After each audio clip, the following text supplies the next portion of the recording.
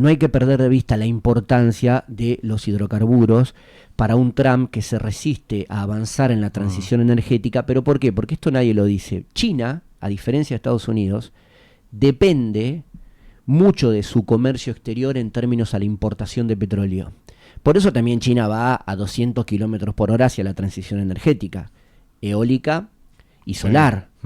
No es casualidad. Como tampoco es casualidad la extrema dependencia del alimento, si querés, a nivel internacional que tiene China respecto a su comercio exterior.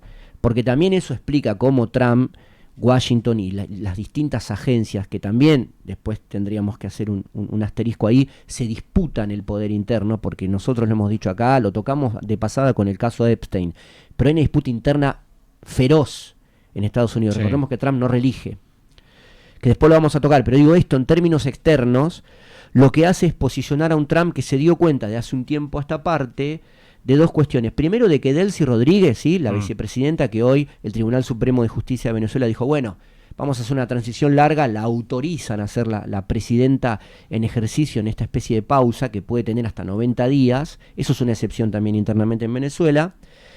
Empezó a manejar de vuelta la cuestión del petróleo. Es una persona, según dicen los analistas, muy idónea en términos de producción y en términos de hidrocarburos, Delcy Rodríguez, la vicepresidenta de Maduro, que todo el tiempo estaba en constante diálogo con Washington y con el Pentágono. ¿Pero por qué? Porque Trump dice, ustedes nos robaron el petróleo. Cuando Trump dice, nos robaron el petróleo, Maduro decía, en realidad nosotros hicimos uso de la Constitución de Venezuela y expropiamos empresas petroleras que Estados Unidos había instalado en Venezuela para nacionalizar el petróleo. Esto lo hizo Chávez.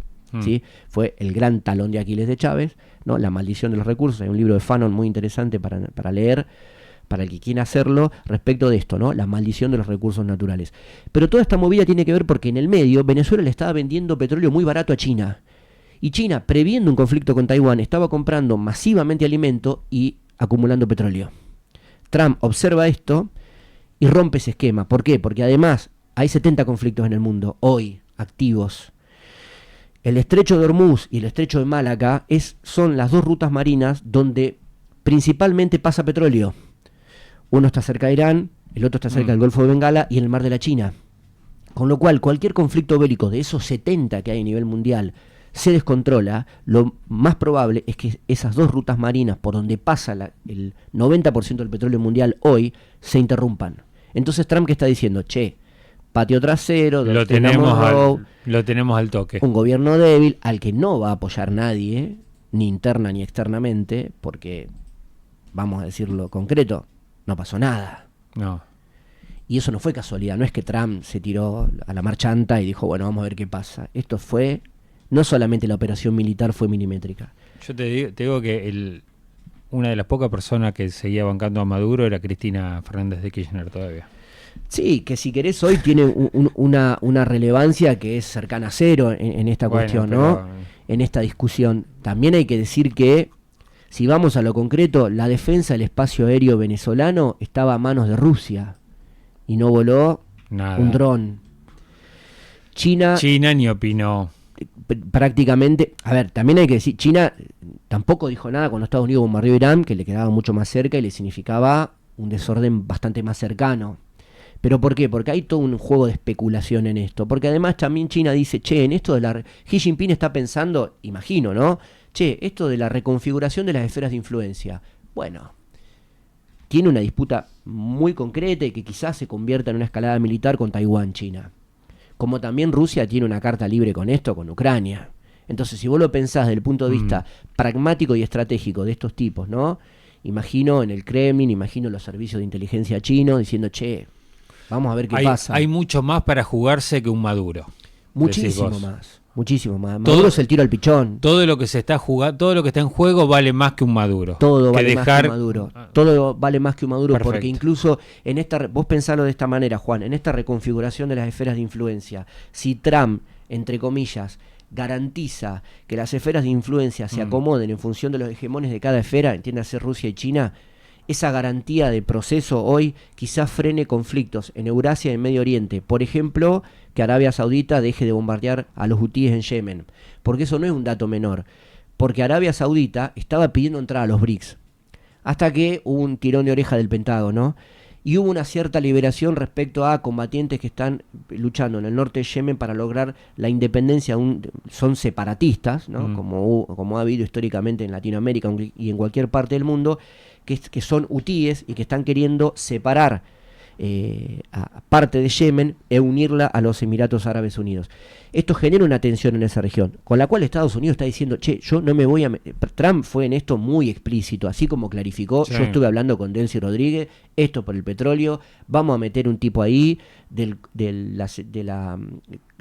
correspondiente a Marco Rubio y a la Secretaría de Defensa directamente de Estados Unidos, en una especie de triunvirato para gobernar Venezuela de manera directa. Lo mismo dijo cuando se retira de Eurasia y cuando se retira de, no te voy a decir de la OTAN tan explícitamente, pero sí de los diálogos que el mismo Washington había armado en Berlín en función a el caso de Ucrania, y donde Argentina, o casualidad, era el único país latinoamericano que adhería a esa mesa de diálogo en función de ver de qué manera se contraponía a Rusia. Bueno, hace un año Estados Unidos levantó eso, no lo financió más, retiró todos los diplomáticos de esa discusión, y lo que dijo la Unión Europea desde hace un tiempo para acá, nos dejaron solos. Y con esto, mucho más. A ver si yo te voy tirando algunos temas de los que se saben oficiales sobre la mesa y después te voy a pedir alguna lectura o algún dato de lo que no se dice explícitamente, que hay detrás. Bueno, lo que se sabe es que Delcy Rodríguez, que es la segunda después de Maduro, venía hablando con Estados Unidos y ahora sigue hablando de Estados Unidos y ahora habla de cooperar y de trabajar juntos con Estados Unidos. Delcy Rodríguez no te digo que está contenta, pero vos la ves y no está compungida. ¿No? Está como diciendo, bueno, esto es lo que me toca a mí, y hasta te diré como se la nota como un poco satisfecha con la situación. Eso también es sorpresa, porque uno diría, bueno, se abriría a esta altura, Diosdado Cabello, ella, se tendrían que abrir el pecho sangrante y sacar el corazón y ofrecerlo. No está pasando eso. No está pasando eso, pero también lo hablábamos fuera de aire, ¿no? Hay varias teorías que están avalando el hecho de que esto no solamente se armó milimétricamente con los servicios de inteligencia, seguramente con el Mossad, con la CIA y demás, Sí. sino que también hubo un diálogo permanente con el chavismo, digamos, ¿no? Ampliado. Y hay una voz Sí. muy fuerte que resuena, que dice que en realidad hasta incluso con el propio Maduro había un acuerdo de, che, te corres y dejamos una transición estable que garantice la paz interior, y aparentemente lo que se dice por ahí es que Maduro lo habría aceptado, pero en tanto y en cuanto se garantizase un proceso de elecciones futuras sin interrumpir ni adelantar los plazos, donde Delcy Rodríguez fuera su sucesora y él se alejara del poder y se sometiera, como él había ofrecido últimamente, porque también hay que decir que el último diálogo que se supone existió entre Maduro y Trump, que según Maduro fue muy bueno. Él ofrece, por primera vez habla de lucha contra el narcotráfico, por primera vez habla de ceder y por primera vez habla de abrir las puertas a la negociación con tal de evitar una desestabilización regional. Sí. Quizá lo que también se presume es que al no haber aceptado Maduro esta cuestión de que Estados Unidos le hubiese dicho tiene que ser ahora, pasó lo que terminó sucediendo. ¿Dónde? Insisto, incluso porque también aparentemente ahora salió a la luz el hecho de que casi 40 militares cubanos habrían sido parte de las víctimas de los ataques que llevó adelante Estados Unidos, porque hay que decir que el único aliado estratégico que tenía Cuba, que lo llevaba casi a sobrevivir de este embargo eterno que tiene Estados Unidos, era Venezuela. Digo era porque desde el bloqueo económico a Venezuela, Cuba fue una de las principales perjudicadas. Y los servicios de inteligencia cubanos, que dicen ser por lejos los mejores del continente, sacando a Estados Unidos, también uno se pregunta, che, ¿no la vieron venir? Porque cuando vos analizás cómo el equipo que extrae a Maduro lleva adelante la operación, lo hacen con una maqueta del lugar donde estaba Maduro, donde vivía, que era ultra secreto, pero estos tipos tenían una maqueta hace tiempo ya, con lo cual había una información ahí de los servicios de inteligencia o de algún infiltrado interno. ¿Te acordás que una vez hablamos que yo te dije, cuando lo buscaban a Bin Laden había una recompensa de $25 millones? Para Maduro era de 50, ¿no? Uno también piensa en Delcy, piensa en todo el entorno. Es difícil sostener la lealtad cuando vos tenés el amparo de la potencia militar más grande del planeta, que además, che, Sí, dame el alias. Y además un Trump que no tiene ningún problema en sentarse con Delcy Rodríguez y decirle, mirá, mientras vos me des esto y esto, yo pueda poner un vedor, un pivot de Estados Unidos, vos seguís, no me importa lo que vos hacés con el resto de las cuestiones.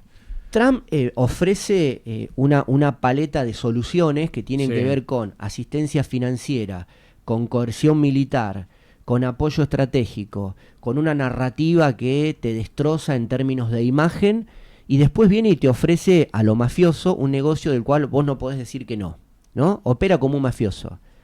Seguridad, acción, paz, ¿no? ¿Por qué? Porque de un tiempo a esta parte, esta reconfiguración de las esferas de influencia tiene como novedad un dato que no es menor, que se suprime la noción de justicia, sobre todo en términos de derecho internacional, por la de seguridad, ¿no? La securitización del espacio interno pasa a ser una prerrogativa también de los intereses nacionales. No sé, por caso, Río de Janeiro con el gobernador Castro, ¿te acordás? Sí. Esta matanza en las favelas. Patricia Bullrich habilitando las represiones masivas contra los movimientos sociales.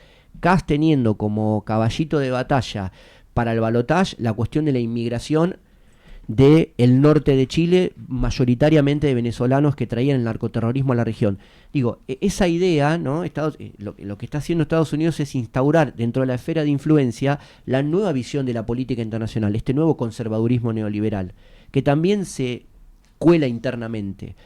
Bukele es lo que es hoy, entre otras cosas, porque Trump le permitió extraditar salvadoreños que estaban presos en Estados Unidos y que podían llegar a comprometerlo. El expresidente Hernández de Honduras, que estuvo preso hasta hace muy poco, fue indultado por Trump y estuvo preso por narcotráfico. Y sentenciado con condena firme. Sentenciado con condena firme, porque el narcoterrorismo, que es este concepto que une el terrorismo y la lucha contra las drogas, la herencia de Bush, Trump lo mezcla en un solo concepto y lo utiliza todavía más para poder tener una interferencia directa en el continente. Esa pregunta se le hicieron ayer en una entrevista muy interesante que le hicieron a Marcos Rubio, y la verdad que es un tipo que sabe responder a todo, porque es una luz. Hijo de inmigrantes cubanos, Marcos Rubio. Y no lo pudo responder eso, porque le dijeron, pero nosotros acabamos de indultar a un tipo condenado, con pruebas, y ¿qué diferencia hay entre uno y otro? La última que